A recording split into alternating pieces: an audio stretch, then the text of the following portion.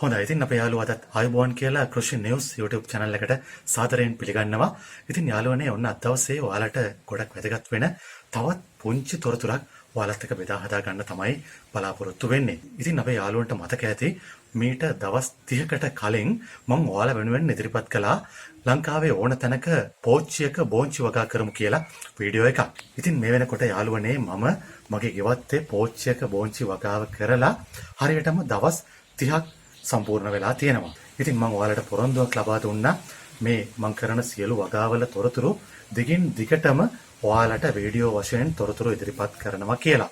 බීජ පැල කිරීමේ සිට ඒ වගේම වගාව කරගෙන යාමේ සිට අස්වනු නෙලීම දක්වා සියලු තොරතුරු ඔයාලට බලා ගන්න පුළුවන් අපේ කෘෂි නිවුස් YouTube channel එකෙන්. ඉතින් යාළුවනේ මගේ ගෙවත්තේ පෝච්චියේ වගා කළ ඒ බෝංචි වැල්වල අලුත්ම තොරතුරු තමයි අද දවසේ ඔයාලට ඉදිරිපත් කරන්න බලාපොරොත්තු වෙන්නේ. ඉතින් බෝංචි වගාව සිද්ධ කරද්දී ඒ බෝංචි වල ගමන් කරන්න අපිට ආධාරකයක් එහෙම නැත්නම් මැස්සක් සකස් කර ගැනීම අවශ්‍ය වෙනවා. ඉතින් මම මේ වෙනකොට මේ මැස්ස සකස් කරලා තියෙන්නේ. ඉතින් මේ තොරතුරුත් ඔයාලට අද දවසේ මට ඉදිරිපත් කරන්නට අවශ්‍ය වුණා. හරි එහෙනම් ඉතින් වැඩි කතා කරන්නේ නැතුව අපි ගෙවත්තට ගිහිල්ලා බලමු මොන විදියටද මම මේ දේවල් සිද්ධ කළේ කියලා.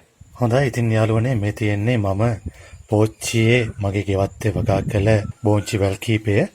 ඉතින් මම මේකට ආධාරකයක් සකස් කිරීම සිද්ධ කළා. මේ වෙනකොට හරියටම දවස් 30ක කාලයක් තමයි මේ බෝංචි බීජ පැල කරලා මේ වෙනකොට ගත වෙලා තියෙන්නේ. ඉතින් මට හිතුණා මේ තොරතුරු ටික ඔයාලට පෙන්නුවත් ඔයාලට වැදගත් වේවි කියලා. ඉතින් දවස් 30ක් වෙන මේ බෝංචි වැල්වල මම සිටවන්න භාවිතා කළේ මෙන්න මේ වගේ ප්ලාස්ටික් පෝච්චියක්. මේ ප්ලාස්ටික් පෝච්චියට මම වගා මිශ්‍රණයේ විදියට භාවිතා කළේ කොම්පෝස්ට් පොහොර ඒ වගේම මතු පිටපස් එකට එක කවලම් කරලා තමයි මේ පෝච්චිය පුරවා ගැනීම සිද්ධ කළේ. ඊට පස්සේ මම මේකට 10 අඟුරු කොටස් 3න් එකක් එකතු කිරීම සිද්ධ කළා. ඔයාලට පේනවා ඇති මේ මතු පිටින් තියෙන්නේ මම මේකට පසුව එකතු කළ 10 අඟුරු.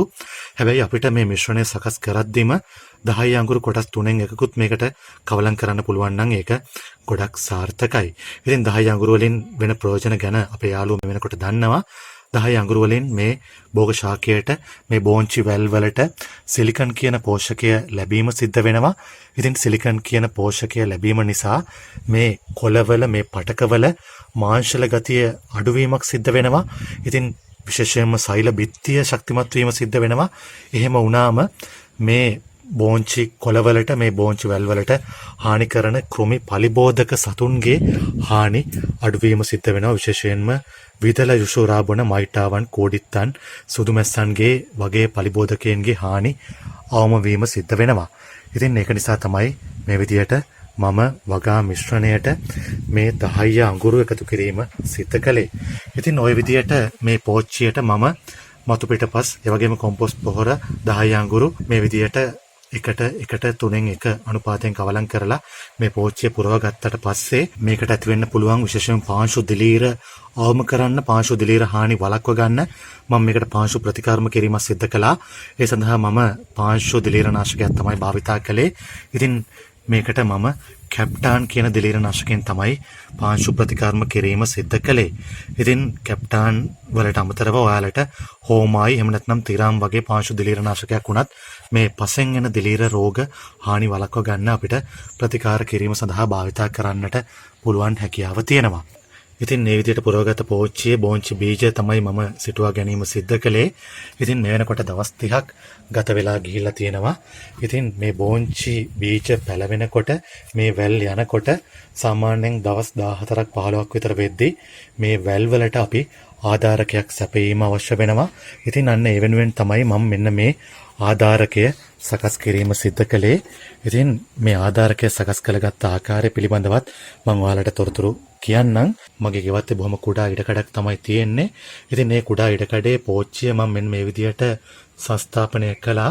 ඊට පස්සේ මේ පෝච්චිය දෙපැත්තෙන් ඔයාලට පේනවා ඇති සාමාන්‍යයෙන් අඩි 5ක විතර පරතරයකින් මෙන්න මේ වගේ මේ විදියට මේ දෙපැත්තෙන්ම මම ආධාරක ලී දෙකක් සිටුවීම සිද්ධ කළා.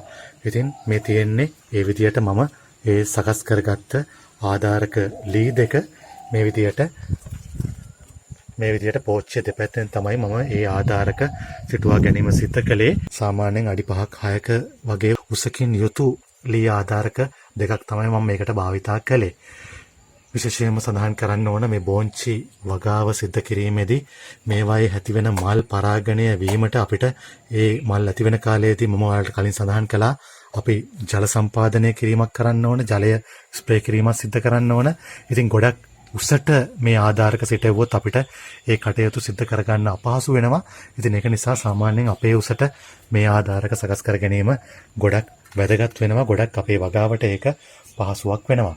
ඉතින් මේ විදිහට ආධාරක දෙකක් දෙපැත්තෙන් සකස් කරලා අඩි 5ක විතර පරතරයකින් ඊට පස්සේ ඒ ලී ආධාරක දෙක හරස් වෙන විදිහට මම මෙන්න මේ විදිහට තවත් ලී කෝටු යෙදීමක් සිද්ධ කළා. ඔයාලට පේනවා ඇති මේ යොදලා තියෙන්නේ ඒ ආධාරක දෙක අතරට යොදපු හරස් ලී. ඊට පස්සේ මම කළේ මේකට කොහු ලණු ඇදීමක් සිද්ධ කළා මේ ලී ආධාරක දෙක අතරේ. ඒ කොහු ලණු ඇදීම සිද්ධ කළේ මේ බෝංචි වැල් ගමන් කිරීම සිද්ධ කරන්න. මේකට අපිට කොහු ලණු පාවිච්චි කරන්න පුළුවන්. එහෙම නැත්නම් අපිට මේකට රෙදි පටි උනත් භාවිතා කරන්න පුළුවන් හැකියාව තියෙනවා. ඉතින් මේ වෙනකොට ඔයාලට පේනවා ඇති මේ බෝංචි වැල් මේ කොහු ලණුත් එක්ක හොඳට සම්බන්ධ වෙලා තියෙනවා. මේ කොහු ලණු ග්‍රහණය කරගෙන තියෙනවා. ඉතින් මේ වෙනකොට මේ මැස්ස ආවරණය වෙන විදියට මේ බෝංචි වැල් ගමන් කිරීම සිද්ධ වෙනවා. ඉතින් යාළුවනේ විශේෂයෙන් සඳහන් කරන්න ඕන මේ බෝංචි බීජ සිටුවීමේ සිට මේ දක්වා කිසිම රෝගී තත්වයක් මට මේකේ වාර්තා වුණේ නැහැ, හඳුනා ගන්න අවස්ථාව ලැබුණේ නැහැ. ඒ වගේම තමයි විශේෂයෙන් කියන්න ඕන මේ වෙනකන් කිසිම පලිබෝධ හානියක්වත් මේකේ වාර්තා වුණේ නැහැ. ඉතින් ලංකාවේ ඕන තැනක අපේ යාළුවන්ට මේ විදියට බෝංචි වගා කිරීමේ හැකියාව තියෙනවා. මේ වගේ ප්ලාස්ටික් පෝච්චියක් යොදාගෙන. ඉතින් මේ වගාව කරන ආකාරය මේ පෝච්චියක් සකස් කරගෙන සූදානම් කරගෙන මේ බෝංචි බීජ මේකේ සිටුවන ආකාරය මේ සියලුම තොරතුරු මේකේ පළවෙනි වීඩියෝ එකෙන් මම ඔයාලට ඉදිරිපත් කළා. අපේ කෘෂි නිවුස් YouTube channel එකෙන් ලංකාවේ ඕන තැනක බෝංචි වගා කරමු කියලා. ඉතින් ඔයාලට පුළුවන් මේ පිළිබඳව වැඩිදුරටත් තොරතුරු අවශ්‍ය නම් කෘෂි නිවුස් YouTube channel එකේ බෝංචි වගාව සම්බන්ධව මම මීට කලින් ඉදිරිපත් කරපු වීඩියෝ එක බලන්න. ඒ වගේම මම මේ වීඩියෝ එකේ කමෙන්ට් සෙක්ෂන් එකේ පළවෙනි කමෙන්ට් එක විදියටත් ඒ බෝංචි වගාව පෝච්චියේ සිද්ධ කළ ආකාරය පිළිබඳව පළවෙනි වීඩියෝ එකේ ලින්ක් එකක් ඔයාලා වෙනුවෙන් ඉදිරිපත් කරන්නම්. ඔයාලට පුළුවන් ඒ ලින්ක් එකෙන් ගිහිල්ලා වුණත් මේකේ පළවෙනි වීඩියෝ එක බලන්න. ඉතින් යාළුවනේ සාමාන්‍යයෙන් බෝංචි වගාව සිද්ධ කරනකොට දවස් 65ක් 70ක් යනකොට අපිට මේකේ මල් හට ගැනීම සිද්ධ වෙනවා. විශේෂයෙන් මේ මල් පරාගණය වීමට සාමාන්‍යයෙන් මඳ වර්ෂාපතනයක් තිබීම ගොඩක් වැදගත් වෙනවා. ඉතින් වර්ෂාපතනයක් තිබුණ නැත්නම් අපිට පුළුවන් ඒකට කෘත්‍රිම විදියට වර්ෂාපතනයක් ආකාරයට මේ බෝංචි වැල් මේ මල් තෙමෙන විදියට ජලය එකතු කිරීමක් සිද්ධ කරන්න. ඉතින් යාළුවනේ ඉදිරියේදී මම මේ තොරතුරුත් ඔයාලට මේ කෘෂි නිවුස් YouTube channel එකෙන් ඔයාලා වෙනුවෙන් ඉදිරිපත් කරන්න බලාපොරොත්තු වෙනවා. හරි ඉතින් යාළුවනේ ඔන්න අද දවසේත් කෘෂි නිවුස් YouTube channel එකෙන් මේ ඉදිරිපත් කළ වීඩියෝ එකෙන් ඔයාලට ප්‍රයෝජනයක් තියෙනවා නම් ඔයාලගේ යාළුවන්ටත් බලා ගන්න මේ වීඩියෝ එක share කරන්න කියලා බොහොමත්ම කාරුණිකව ඉල්ලා සිටිනවා. ඒ වගේම ඔබ කෘෂි නිවුස් අපේ පවුලට තවම එකතු වෙන්නේ නැත්නම් අපේ channel එකත් එක්ක එකතු වෙන්න, අපේ channel එක subscribe කරන්න කියලාත් ඔබෙන් ඉල්ලා සිටිනවා. ඉතින් යාළුවනේ අද දවසේත් ඔයාලගෙන් සමුගෙන යන්නට තමයි බලාපොරොත්තු වෙන්නේ. ඉතින් අපේ යාළුවන්ට ප්‍රාර්ථනා කරනවා සුබම සුබ දවසක් වේවා, සුබම සුබ අනාගතයක් වේවා කියලා. අද දවසේත් කෘෂි නිවුස් එක්ක එකතු වුණාට අපේ යාළුවෝ ඔක්කොටම ගොඩක්ම ස්තුතියි.